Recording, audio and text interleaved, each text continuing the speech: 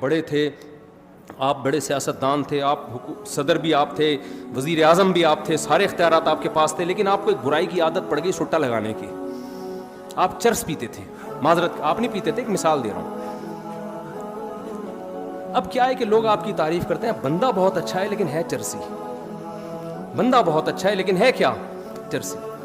اب آپ کے پاس ایک آپشن ہے, یا تو چرس چھوڑ دو, یہ چھوٹ نہیں رہی آپ سے, تو پھر آپ کیا کرو گے, چرس کی پیکنگ اچھی کر دو گے آپ, اور چرس کا نام چینج کر کے اینٹی ڈپریشن ٹیبلٹ. کیا خیال ہے؟ اس پہ برائی کا لیبل آپ کیا کر دو گے, ہٹا دو گے, تاکہ لوگ مجھے چرسی چرسی نہ کہیں, مجھے مہذب کہیں. اور پھر آپ کا مقام اتنا بڑا ہوگا کہ تھوڑے دنوں میں جو چرس نہیں پیتا ہوگا لوگ اس کو دقیانوس, پینڈو, جاہل سمجھیں گے. چرسیوں کی معاشرے میں کیا ہوگی, عزت. پھر اگر کوئی آپ کے گھر میں رشتہ لے کر آئے گا, آپ کہتے ہیں بھائی پیتا ہے کہ نہیں پیتا, وہ کہے گا نہیں پیتا, دقیانوس, بیکورڈ, دفعہ یہاں سے. خدا کی قسم یہی کیا گورے نے ہمارے ساتھ. جو لڑکیاں پردہ کرتی ہیں, اسکارف لیتی ہیں, حجاب کرتی ہیں, گھروں میں رہتی ہیں, بھائی کا احترام, باپ کا احترام, ماں کا احترام, کسی غیر مرد کی طرف نظر نہیں اٹھانا, جب نکاح کا موقع آیا ابا سے پوچھا, ابا نے کہا ہاں بھائی ٹھیک ہے, عزت کے ساتھ رخصت کر دی, شوہر کے ساتھ وفا کر رہی ہے. پھر میاں بھی بڑا اچھا ماشاءاللہ, وہ بھی نہ کسی خاتون کو نگاہ بھر کے دیکھتا ہے, نہ ٹکٹکی باندھ کے دیکھتا ہے, اسے پتا ہے جی میرے گھر میں میری بیگم آ گئی, بہت اچھا. اور جناب خود بھی بڑا نمازی, پرہیزگار, حاجی, دفتروں میں جاتا ہے, ٹائم پہ جاتا ہے, ٹائم سے واپس آتا ہے, ایمانداری کے ساتھ جاب کر رہا ہے, لوگوں کی خدمت کر رہا ہے. تو ہونا یہ چاہیے تھا بھائی زبردست انسان ہے, لیکن اس کو لبرل لوگ, پڑھے لکھے لوگ کیا کہیں گے, ایک نمبر کا کیا ہے, دقیانوس. گرل فرینڈ بوائے فرینڈ رکھ رہے ہیں لوگ, لڑکیوں سے دوستیاں ہو رہی ہیں, یونیورسٹیوں میں کو ایجوکیشن سسٹم ہے, فیمیل ٹیچر پڑھا رہی ہے اور لڑکے پڑھ رہے ہیں. اس کو ماڈرنزم سمجھا جاتا ہے, اس کو سمجھاتے یہ اچھا معاشرہ ہے جہاں عورت کی عزت ہو رہی ہے. سمجھ میں آ رہی ہے بات؟ برقع پہنا دی عورت کو, او ہو یہ لوگ تو ظالم ہیں. ابے عورت کو کمبختو برقع پہنا کے مردوں کی عیاشی رکتی ہے, عورت کی نہیں رکتی. عورت جتنا بے لباس گھومے گی مزہ تو مردوں کو آئے گا, عورت کو تھوڑی آئے گا. یہ عجیب قسم کی فضول قسم کا فلسفہ ہے کہ عورت کو کپڑوں سے آزاد کرنے کو عورت کی آزادی سمجھا جا رہا ہے. عورت جتنا کپڑوں سے آزاد ہوگی مزے کس کو آئیں گے, مردوں کو آئیں گے. جتنے کپڑے پہنے گی تو مردوں کے مزے خراب ہوں گے. مردوں کی عیاشی پہ لیبل کس کا لگا دیا, عورت کی آزادی کا. یہ گورے نے آپ کے ساتھ یہ کام کیا ہے.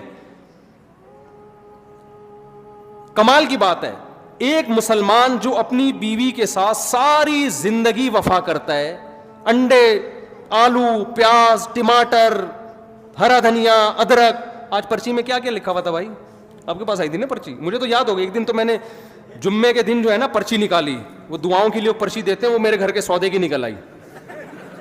اب میں بے دھیانی پڑھوں, 1 کلو آلو, 3 کلو ٹماٹر, تو ہمارا تو سارا دن کام ہی یہی ہے.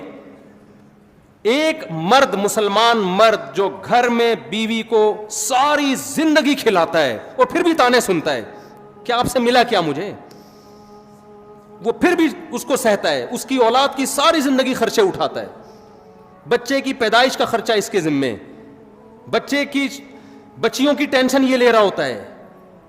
اب تو دامادوں کو بھی پال رہا ہے, صحیح ہے نا, شادی ہونے کے بعد ساری ٹینشنیں ایک مرد اٹھا رہا ہے.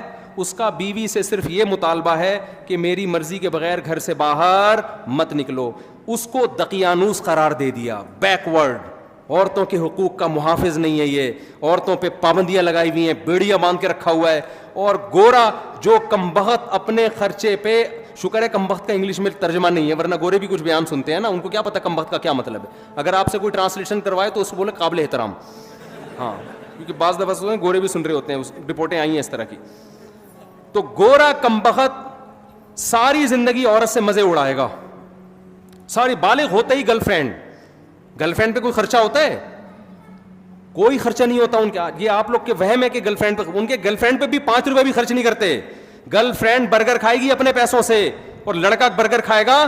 ہمارے یہاں تو گرل فرینڈ میں آدھے ہو جاتے ہیں لوگ. وہ ایک آدمی گیا نا گرل فرینڈ کو لے کر ہوٹل پہ, کہتا ہے اللہ کے نام پہ 2 دودھ پتی دے دے. اس نے کہا کمبخت دوسری دودھ پتی کس کے لیے, اور اللہ کے نام پہ کیوں مانگ رہا ہے؟ کہہ رہے یار وہ گرل فرینڈ آئی ہوئی ہے. تو کہا کمبخت تو اتنا غریب ہے تو گرل فرینڈ کیوں رکھی ہوئی ہے تو نے؟ کہہ رہا رکھ کے غریب ہو گیا ہوں پہلے نہیں تھا، اتنا خرچہ کیا اس کے اوپر۔ گرل فرینڈ پہ پھر بیوی پہ تو اس سے بھی زیادہ خرچے ہیں۔ اس کے تو ماموں جب آئیں گے تو ان کے لیے سموسے لے کر آؤ، اس کے پاپا آئے ہوئے ہیں تو ان کے لیے رول لے کر آؤ، اس کے چاچا آئے ہوئے ہیں تو اس کے لیے جلیبیاں لے کر آؤ، ان کو یہ پسند ہے، ان کو وہ پسند ہے۔ ایک طویل سلسلہ لا متناہی، نہ ختم ہونے والا سلسلہ۔ ان کو کیا کہہ دیا گورے نے؟ بیکورڈ، عورتوں کی زنجیریں باندھی ہوئی ہیں۔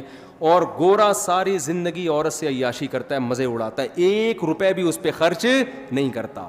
اور اتفاق سے 50 سال میں جب وہ شادی کر بھی لیتا ہے تو آپ جا کے پوچھیں، ایک چائے کی پیالی اپنے خرچے پہ اپنی بیوی کو نہیں پلاتا وہ۔ تو اس بدماشی، یہ چرس ہے نا، یہ وہی ہے کہ چرسی تھے، نام کیا رکھ دیا؟ کیونکہ مہذب قوم ہے نا، گورے ہیں بھائی، مہذب ترقی یافتہ قوم ہے، چاند پہ قدم رکھا ہے، مریخ پہ جانے کی باتیں ہو رہی ہیں، وہ کیسے یہ کہہ دیں گے کہ ہم مہذب لوگ نہیں ہیں؟ وہ کیسے مان لیں؟ تو انہوں نے کیا کیا؟ تہذیب کی ڈیفینیشن کو کیا کر دیا؟ چینج۔ میں سمجھا پا رہا ہوں کہ نہیں کھوپڑی میں آ رہی بات؟ انہوں نے تہذیب کی ڈیفینیشن کیا، کیونکہ یہ تانا کہ ہم ان کمبختوں کو، ہمارے جیسوں کو ہم کہیں یہ مہذب ہیں، ان کے ابا ہوتے ہیں، ان کے یہاں بیوی ہوتی ہے، ان کے ماموں ہوتے ہیں، ان کے چاچو ہوتے ہیں، ان کے سالے ہوتے ہیں، یہ مہذب ہیں۔ نا نا نا نا نا، مہذب تو ہم ہیں۔ ابے تم کہاں سے مہذب ہو گئے؟ تم تو شراب پیتے ہو، تم تو زنا کرتے ہو، تم تو عورت سے وفا نہیں کرتے، تم تو ابا کو اولڈ ہاؤس میں جمع کرا دیتے ہو، بڑھاپے میں تو جنت کمانے کا ٹائم ملا تھا تمہیں ان کی خدمت کرتے، تم اس وقت ابا کو اولڈ ہاؤس میں جمع کرا دیتے ہو۔ وہ کہتے ہیں اس سے کیا ہوتا ہے؟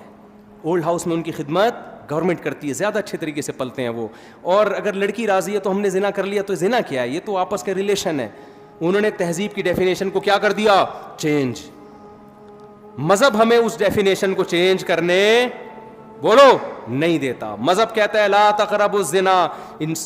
دو قسمیں ہوتی ہیں، ایک جانور میں بھی ہے، کچھ جوڑے بنا کے رہتے ہیں اور کچھ گدھے گھوڑوں کی طرح رہتے ہیں۔ تم نے گدھے گھوڑے نہیں بننا، تم نے نکاح کر کے رہنا ہے۔ تو اللہ نے کیا کہا؟ پیدائش کا مقصد ہے اچھا بننا، اور اچھے کو ڈیفائن بھی اللہ نے خود کر دیا کہ اچھا وہ ہے جس کو میں اچھا کہوں گا۔ اللہ نے کہا سود مت کھاؤ، مزاربہ، شرکت، اجارہ کے طریقے پر پیسہ کما سکتے ہو، سود کے طریقے پر تمہیں پیسہ کمانے کی اجازت نہیں ہے۔ اللہ نے کہا کہ یہ تمہارا باپ ہے، اس کے سامنے تم نے اف کیا تو تم اللہ کی نظر میں برے لوگوں میں شامل ہو جاؤ گے، بد نظری کی اجازت نہیں ہے۔ تو یہ دوسرا فرق ہے۔ تیسرا فرق کیا ہے؟ یہ یعنی غیر مسلم میں اور ہم میں، 2 فرق میں نے بتا دیے، تیسرا اور آخری فرق بتا کے اپنے بیان کو ختم کرتا ہوں۔ دیکھو تیسرا فرق کیا ہے۔ اسلام نے آپ کو رہبانیت کی اجازت نہیں دی ہے۔ آپ کہہ سکتے ہیں نا ہمارا ہدف جب آخرت ہے تو مفتی صاحب پھر ہم ڈاکٹر بننے کو چھوڑ دیتے ہیں، کیا خیال ہے؟ پھر ہم سائنٹسٹ بننے کی کوشش، بولو نا، نہیں، پھر ہم اللہ اللہ کرتے ہیں، بس بیٹھ جاتے ہیں مسجد میں مصلی ڈال کے۔ یہ نہیں ہے، لا رہبانیت فی الاسلام۔ نبی صلی اللہ علیہ وسلم کے پاس چند صحابہ آئے، انہیں ایک نے عرض کیا یا رسول اللہ میں ساری رات تہجد پڑھوں گا، کبھی آرام نہیں کروں گا۔ ایک نے کہا میں زندگی بھر کبھی نکاح نہیں کروں گا، ایک نے کہا میں گوشت نہیں کھاؤں گا۔ آپ نے کیا اس عمل کو رہبانیت قرار دیا اور فرمایا میں تو نکاح بھی کرتا ہوں، میں تو آرام بھی کرتا ہوں۔ مر رغب عن سنتی فلیس منی، جو میرے طریقے سے ہٹے گا وہ مجھ سے نہیں ہے۔ لیبل وہ اچھا لگا رہا ہے لیکن اس کو اللہ اچھا نہیں کہے۔ آپ کو کوئی کام کرنے سے نہیں روکا۔ آپ نے جو ہدف بنانا ہے نا، آخرت ہدف ہے، لیبلوکم ایکم احسن عملا، کہ اللہ دیکھنا چاہتے ہیں اچھا عمل کون کر رہا ہے۔ تو اچھے کی ڈیفینیشن میں یہ قطعاً نہیں ہے کہ آپ ایجوکیشن چھوڑ دو، آپ ترقی کرنا چھوڑ دو، نا نا نا نا نا۔ اچھے کی ڈیفینیشن میں قرآن نے بیان کیا ومن اراد الآخرہ، جو بھی کام کرو آپ اس میں نیت کیا کرو؟ آخرت۔